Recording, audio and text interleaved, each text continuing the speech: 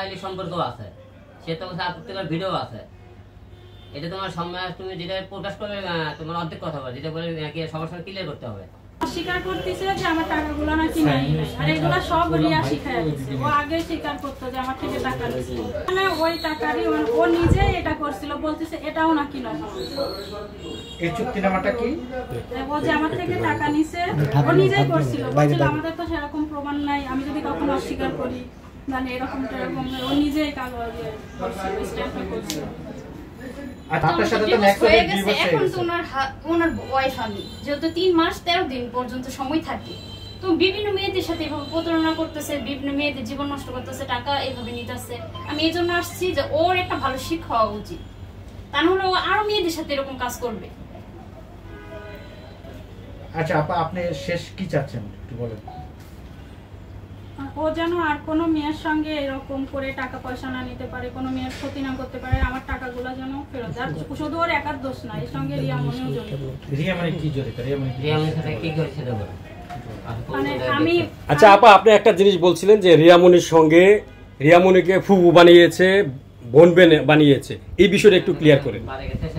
রিয়া মনিকে ফুফু বানায় বলতে ওর বাসা তো যে বাসায় থাকতো খিলক্ষেত, তো ওই বাসায় ইতির সঙ্গে থাকতো। তো সবাই তো জানে যে ইতি ওর ওয়াইফ, আর অন্য একটা মেয়েকে যখন নিয়ে যাবে তখন তো যে কোনো একটা পরিচয় দিতে হবে। তো যখনই বাড়িওয়ালা জিজ্ঞেস করছে যে এই মেয়েটাকে, তখন ও বলছে যে রিয়া মনি তো মাস্ক পরা ছিল, ও তো বোরকা টোকা পরে না, ড্রেস পরে চলে যায়, তো বলছে এটা আমার ফুপু। তখন ওর মাথায় যদি ঘিলু থাকতো যে ওই রিয়া মনিকে নিয়েই এত কিছু, তাহলে সারা বাংলাদেশ রিয়া মনিকে চেনে। তখন বাড়িওয়ালা বলছে যে রিয়া মনিকে নিয়ে এসে আমার কাছে ফুপু পরিচয় দেয়, আমি মনে হয় রিয়া মনিকে চিনি না। আপনাকে কি পরিচয় বাসা নিয়েছিল? যেহেতু রিয়া মনিকে ফুপু পরিচয় দিয়ে নিয়ে গেছে, আপনাকে কি পরিচয় নিয়ে গেছে? আমি ওর বাসাতে গেছিলাম, ওই যে হিরো আলম ভাইয়ের একটা মামলা করছিল না, তো মামলা পারপাসে গেছিলাম। আমার বাড়িওয়ালাকে বলছিল যে হচ্ছে আমার ওই মামলার বিষয়ে একটা আপু আসছে, বাড়িওয়ালাকে এই কথাই বলছিল। আচ্ছা আচ্ছা, এই যে আপনারা তার বাসায় কতদিন ছিলেন? না না, তখনই তো আমি চলে আসছিলাম, মানে ওর বাসায় যে আমি মানে নিয়মিত যাতায়াত করতেন? ওর বাসায় যে আমি থাকছি এরকম না, কিন্তু ওর সঙ্গে আমার 2 মাস সম্পর্ক ছিল, পরিচয় ছিল এইগুলাই। আর আমি হচ্ছে টাকাগুলো দেওয়ার সময় বলছিলাম যে রিয়ামনির সঙ্গে তুমি কাজ করা বাদ দাও, তখনও বলতো যে রিয়ামনির সঙ্গে শুধু কাজই করবে, অন্য কোনো সম্পর্ক নাই। কিন্তু ওদের মধ্যে কাজটাই নাই, কিন্তু অন্য সব সম্পর্ক আছে। ওরা হচ্ছে ইয়েতে যায়, বারে যায়, 3টা পর্যন্ত বারে থাকে, আর 3টা থেকে 9টা পর্যন্ত রিয়ামনির বাসায় থাকে। মানে একটা ছেলে একটা মেয়ে একজনের বাসায় থাকে, রিয়ামনির বাসায় তো ও আর ওর বোন ছাড়া কেউ থাকে না, ওর বোন তো বাড়িই থাকে মায়াবনে। তাই ওই বাসায় রিয়া আর রিয়াজ, মানে দুইজনের কিছুই হইল না। আবার এই যে লুকায় লুকায় 300 ফিট ঘোরাঘুরি, বারে যাওয়া, ও বারে যেয়ে আমার টাকাই নষ্ট করতো, মানে আপনার টাকা নিয়ে রিয়া মনির সঙ্গে ফুর্তি করে।